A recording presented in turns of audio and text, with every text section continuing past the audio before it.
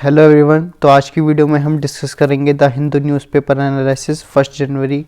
ठीक है, तो इसमें हमारी न्यूज़ आती है कि इंडिया स्पेस प्रोग्राम, तो इसमें वेरियस स्पेस प्रोग्राम बताए गए हैं, जैसे कि मून की सरफेस पे जो है हमारे एस्ट्रोनॉट हैं। ठीक है, और जो भी हमारे एरो हम कह सकते हैं एयरक्राफ्ट के जो पायलट हैं उनको भेजने का मिशन है। ठीक है, वो देखेंगे हम कब तक है। फिर हमारा मिशन है कि हम जो है क्रूड फ्लाइट्स को जो है जो कि हमारी एयरफोर्स के टेस्ट पायलट हैं उनको जो है टारगेटेड है स्पेस के अंदर भेजने का 2027 के अंदर।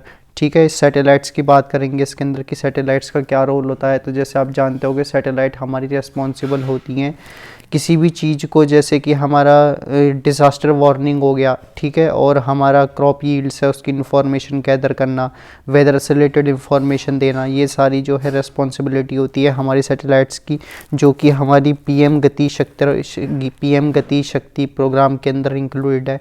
तो ये सारी चीज़ें हम देख रहे होंगे इसके अंदर। तो इसमें बताया गया है कि जून 2025 में जो ग्रुप कैप्टन थे शुभांकर शुक्ला, वो उन्होंने ट्राई कलर जो है अब्रॉड किया था इंटरनेशनल स्पेस स्टेशन में।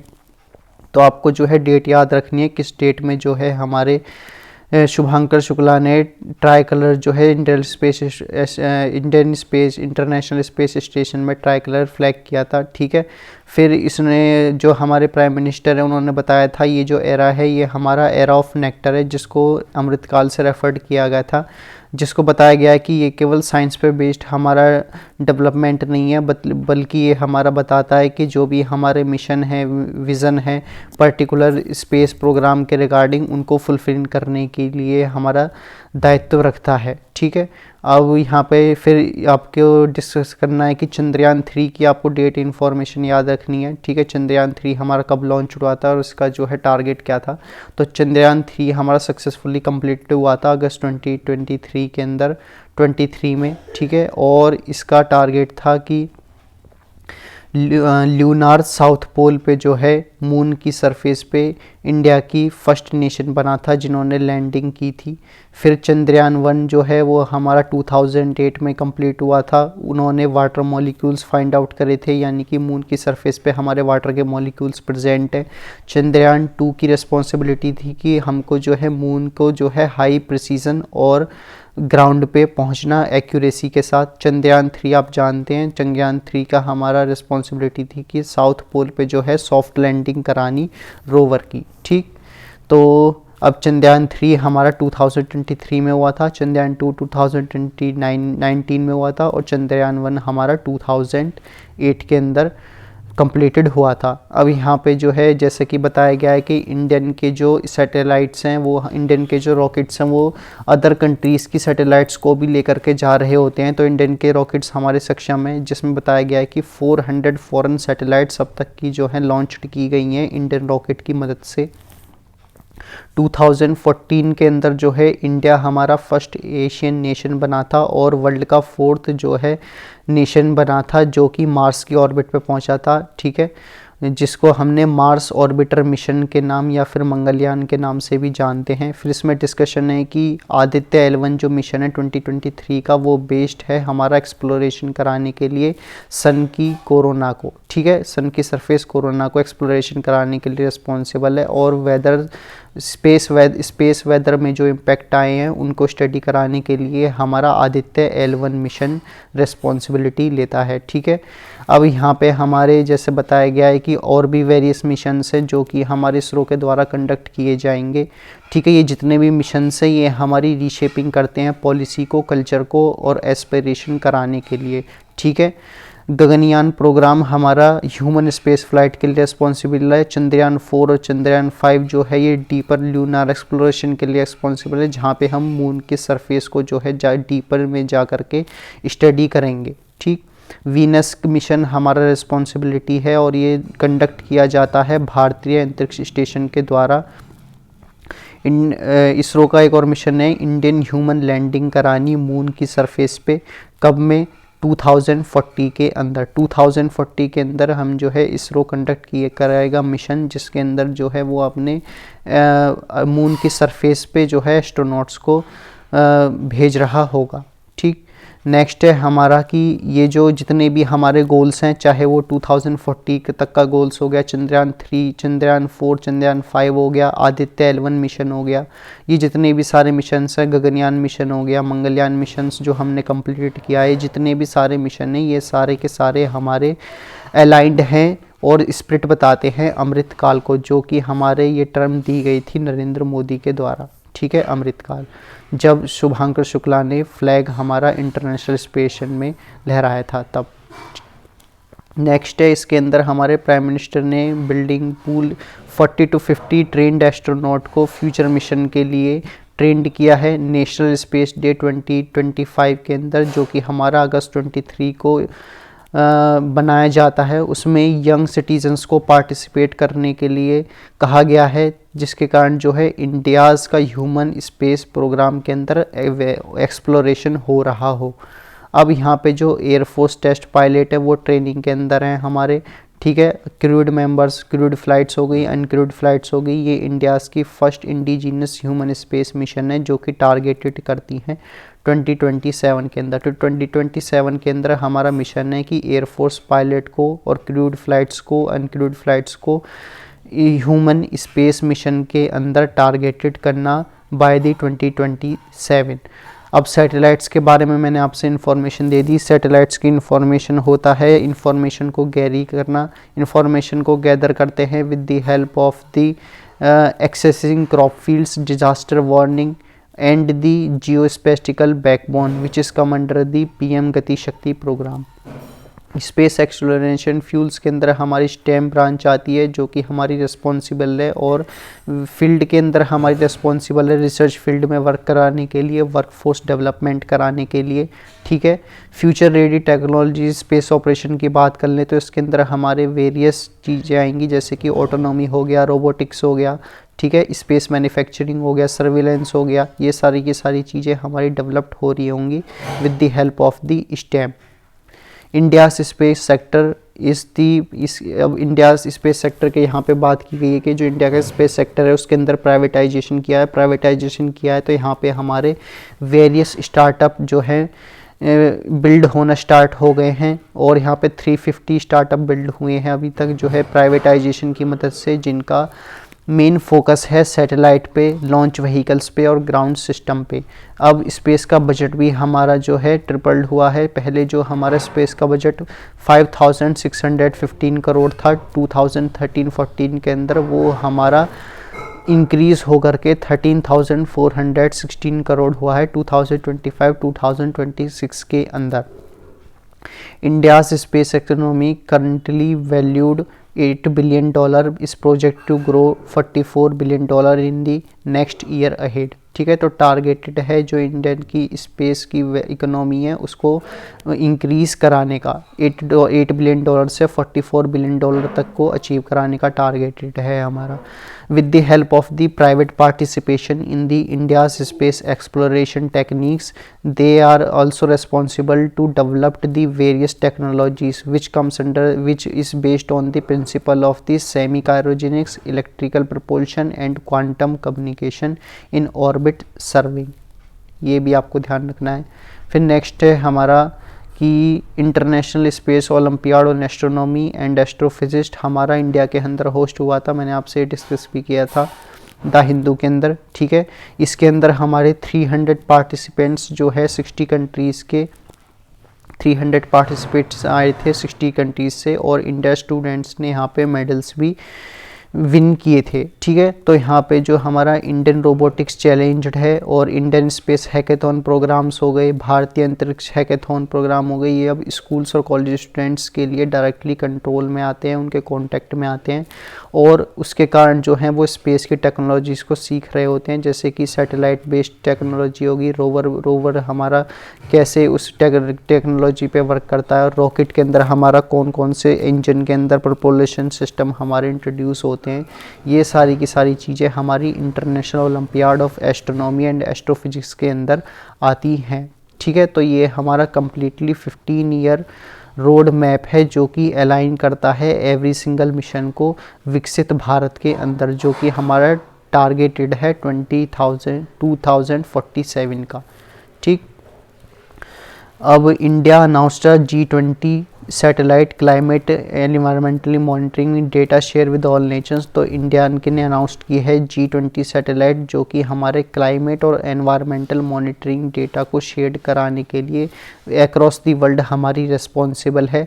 अब इंडिया की जो स्पेस एजेंसी है वो वेरियस एजेंसी से भी कोलैबोरेशन कर रही है, चाहे वो नासा हो जो कि हमारी बेस्ड है सिंथेटिक एपरेचर रडार सिस्टम पे बेस्ड, ठीक है, या फिर हमारी खाली हमारे कह सकते हैं, या फिर हमारी नासा के साथ कोलैबोरेशन हो, या फिर हमारी जापान स्पेस एजेंसी जो है जापान एरोस्पेस एक्सप्लोरेशन एजेंसी, उसके साथ इंडियन का हमारा कोलैबोरेशन हो, या फिर हमारी जो यूरोपियन स्पेस एजेंसी है इनके साथ जो हमारी इसरो का कोलैबोरेशन है, ये हमारा इंडिया को राइज्ड होकर के आता है एज दी ग्लोबल पार्टनर।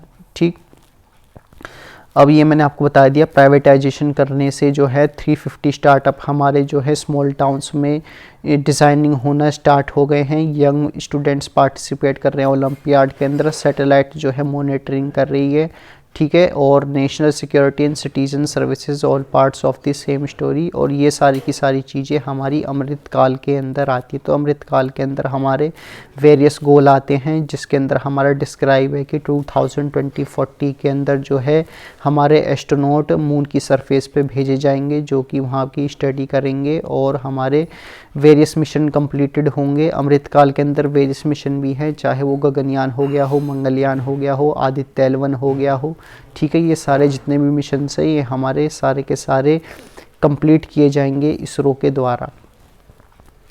अब नेक्स्ट आती है हमारी बार्क आइसोलेट प्योरीफाई क्यूरियम 242। तो यहाँ पे जो हमारा क्यूरियम 242 है ये अब तक का हैवीएस्ट मैन मेड एलिमेंट है जो प्रिपेयर किया गया है इंडिया में, और ये जो है आइसोलेटेड है बार्क के द्वारा, ठीक है। तो अभी ये हमारा बताता है कि ये जो हमारा क्यूरियम है ये हमारा 96 एलिमेंट नंबर है, और ये हमारा हायर है यूरेनियम से 4 एलिमेंट्स हायर है ये। और ये इसके अंदर हमारी जो रिएक्शन होती है, केमिकल रिएक्शन होती है, उसके अंदर हमारी रेडियो एक्टिव फ्यूज़न प्रोडक्ट हमारे फॉर्म्ड होते हैं। ये जो रेडियो एक्टिव फ्यूज़न प्रोडक्ट हैं ये हमारे रिलीज करते हैं अल्फ़ा एनर्जी को, जो कि हमारी 6.11 और 6.07 मेगा इलेक्ट्रॉन वोल्ट की है। स्मॉल क्वांटिटीज़ ऑफ क्यूरियम दस produced is a useful in study of its chemical behaviour. ये जो हम क्यूरियम की स्टडी करते हैं स्मॉल क्वांटिटीज़ के अंदर, ये हमारी यूज़फुल है केमिकल बिहेवियर को स्टडी कराने के लिए। अब यहाँ पे हमारे आइसोटोप जो हैं क्यूरियम 244 का, वो है हमारा बेसिकली क्यूरियम 242। ये हमारा इसका आइसोटोप है जो कि हमारा power reactor by product formed होता है, इससे बाय प्रोडक्ट फॉर्म होता है और पावर रिएक्टर के अंदर ये हमारा यूज्ड किया जाता है। तो क्यूरियम 242 जो है ये हमारा आइसोटोप है, और ये हमारी alpha source of high specific activity पे बेस्ड है। ये हमारा फर्स्ट मैन मेड एलिमेंट है, ठीक, और ये हमारा हीट ऑफ आउटपुट देता है जिसके अंदर हाफ लाइफ ऑफ 163 डेज़ है।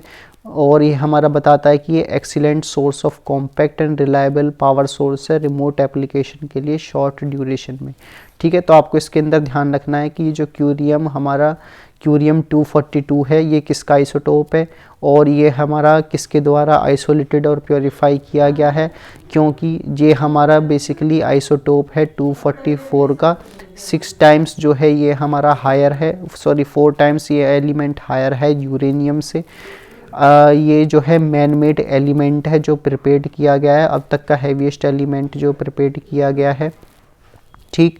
और इसके अंदर आपको याद रखनी है कि इसके अंदर केमिकल रिएक्शन होती है। केमिकल रिएक्शन होती हैं तो हमारी बेसिकली कुछ अल्फ़ा एनर्जीज इसके अंदर रिलीज हो रही होंगी। अल्फ़ा जो एनर्जी रिलीज होती है वो 6.11 और 6.07 MeV की हैं, ठीक। और यहाँ पे जो है क्यूरियम 242 आइसोटोप है 244 का, ये मैंने आपको बता दिया। और ये हमारा रिस्पॉन्सिबल है पावर सोर्स को जनरेट करने का रिमोट एप्लीकेशन के अंदर। नेक्स्ट है हमारा Himachal set to legalize cannabis cultivation. तो यहाँ पे हमारा कल्टीवेशन हुआ है कैनबिस का, और ये लीगलाइज कर दिया गया है हिमाचल गवर्नमेंट के द्वारा, जिसका टारगेटेड है कि with the help of this cannabis cultivation the capital of the 1000 crore will be increased to the 2000 crore for the particular state and that state will be referred to as the Himachal Pradesh.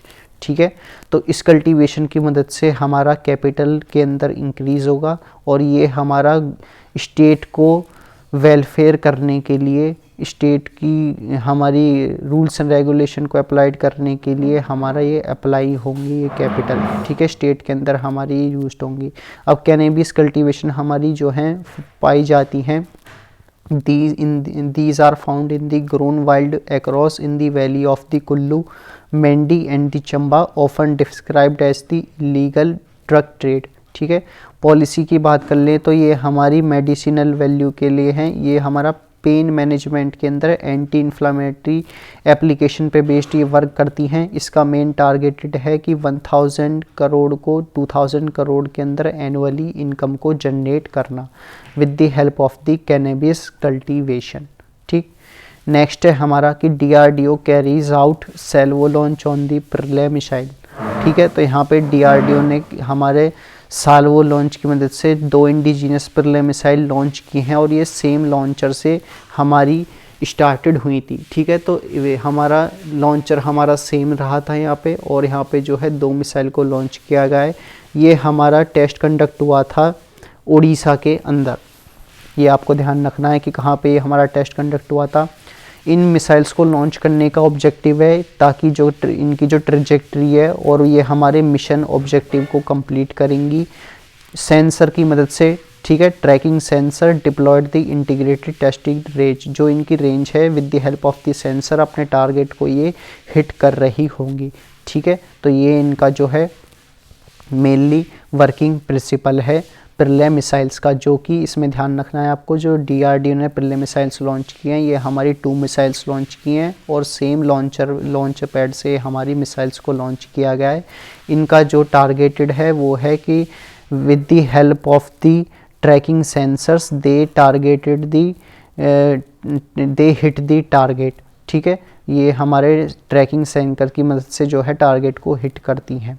Next है हमारा कि army animal contingent to debut at Republic Day parade. तो अब जो है इस बार की जो रिपब्लिक डे परेड है इसमें जो है एनिमल्स की भी हमारी जो है आर्मीज़ के एनिमल की भी परेड निकलेगी, इसमें ये बताया गया है। और इसके अंदर हमारे वेरियस एनिमल इंक्लूड हैं, जैसे कि हमारा इसके अंदर इंक्लूड है कि कैमल्स हो गए, डॉग्स हो गए और हमारे बेसिकली पोनीज़ हो गए। ठीक है, तो ये सारी चीज़ें हमारी इंक्लूड हैं आर्मी के रेजिमेंट के अंदर, जो कि हमारे इस परेड सिस्टम में निकलेंगे। तो रिपब्लिक डे कर्तव्य पथ विद विटनेस से, तो इसमें बताया गया है कि रिपब्लिक डे पे जो कर्तव्य पथ वो विटनेस करेगा इस बार एनिमल परेड को। ठीक, और यहाँ पे जो इम्पोर्टेंट है वो ये है कि इसके अंदर हमारे कौन कौन से एनिमल प्रेजेंट हैं। तो इसके अंदर प्रेजेंट है हमारे 2 Bactrian camels, 4 Zanskar ponies and 4 raptors and 10 Indian breed army dogs. तो ये सारे हमारे रिस्पॉन्सिबल हैं। और ये आप जानते होंगे कि जैसे हमारे कैमल्स हो गए, डॉग्स हो गए, पोनीज़ हो गई, ये हमारी क्या क्या हैं। तो कैमल्स हमारे जो हैं बेसिकली ये हमारे कोल्ड एरिया के अंदर, यानी कि कोल्ड डेजर्ट एरिया के अंदर at the height of the 15,000 feet these camels will carry the load up to the 250 kg and travelling with the long distancing over the long distance with a minimal water and the feed. ठीक है, तो ये camels जो हैं हमारे travel करते हैं 15,000 feet की ऊंचाई पे, जो कि हमारे लॉन्ग डिस्टेंस तक ट्रैवल करते हैं और ये बिना बहुत ही कम रिसोर्स ऑफ वाटर के और फीड की मदद से जो है लॉन्ग डिस्टेंस तक ये ट्रैवल कर रहे होते हैं। ठीक है, इसके बाद है हमारा कि कैमल्स के बाद जो है हमारी वो है ज़ैंस्कर पोनी, ये हमारी माउंटेन ब्रीड हैं। ठीक है, ये हमारी रेयर इंडिजीनियस माउंटेन ब्रीड हैं जो कि लद्दाख से हैं। Despite their small size these ponies are known for extraordinary endurance. ठीक है, इनके अंदर एंड्योरेंस काफ़ी है और ये कैपेबल हैं कैरी करने के लिए weight up to the 40 to 60 kilogram over a long distance at altitudes exceeding 15,000 feet in temperature of the -40 degree Celsius. ठीक है, तो ये आप समझ गए होंगे, बहुत बेसिक सी इंफॉर्मेशन ये जो हमारी बेसिकली ज़ेंस्कर पोनीज़ हैं, ये हमारी स्मॉल इन साइज हैं और कैरी करती हैं 40 से 60 किलोग्राम के वेट को। लॉन्ग डिस्टेंस तक ये चल रही होती हैं, हाई एल्टीट्यूड पे ये चलती हैं और ये कवर करती हैं वेरी कोल्ड एरिया के अंदर, ये डिस्टेंस को कवर कर रही होती हैं। ठीक, अब यहाँ पे इसके बाद आते हैं हमारे डॉग्स। आर्मी के अंदर आप जानते हैं डॉग्स होते हैं, तो ये डॉग्स किन किन हमारे ब्रीड के हैं, तो ये डॉग्स जो हैं हमारे वेरियस ब्रीड के हैं। जैसे कि हमारा यहाँ पे मेंशन है कि डॉग्स के अंदर हमारे मृदुल हॉर्न्ड हैं और इन डॉग्स के अलावा ये हमारे रिस्पॉन्सिबल होते हैं कि मृदुल हॉर्न्ड हो गया, रैमपुर हॉर्न्ड हो गया और चिन्नापारी कुम्बाई हो गया, राजपाल्यम मिलम हो गया, ये सारे ब्रीड्स ऑफ डॉग्स हैं जो कि हमारे रिस्पॉन्सिबल होते हैं ट्रैकिंग करने के लिए, गार्डिंग करने के लिए और डिज़ास्टर रेस्पॉन्स को सर्च एंड रेस्क्यू ऑपरेशंस के अंदर ये हमारे ऑपरेशन को परफॉर्म करते हैं। तो ये हमारे डॉग्स जो हैं various breeds of dogs army के अंदर यूज्ड किए जाते हैं। ठीक है, तो अब ये सारी जितने भी डॉग्स हो गए, कैमल्स हो गए, ज़ेंस्कर पोनीज़ हो गई, ठीक है, ये सारी जितनी भी हमारे एनिमल्स हैं ये हमारे इस बार जो हैं कर्तव्य पथ पे देखे जाएंगे, इस परेड के अंदर शामिल होंगे। तो इतना ही था यहाँ पे इस न्यूज़ के रिगार्डिंग।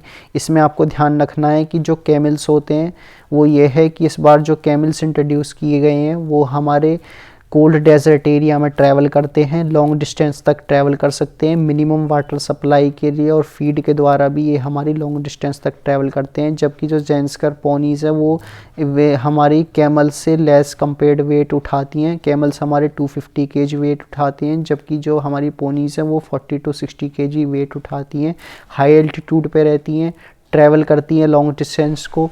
टेम्परेचर वेरी कोल्ड रहता है, -40 डिग्री सेल्सियस पे टेम्परेचर पे ये हमारी वर्क कर रही होती हैं। ठीक है, फिर नेक्स्ट आते हैं हमारे डॉग्स की वेरियस ब्रीड है, मृदुल हॉर्न्ड है, ठीक है, रैमपुर हॉर्न्ड है और various other breeds of dogs हैं। इनका मेनली प्रिंसिपल होता है रेस्क्यू करने का, सर्च ऑपरेशन कराने का, ट्रैकिंग करने का और गार्डिंग करने का और डिज़ास्टर रेस्पॉन्स के अंदर भी हमारे यूज्ड किए जाते हैं डॉग्स। नेक्स्ट है हमारा न्यूमुलसलाइड।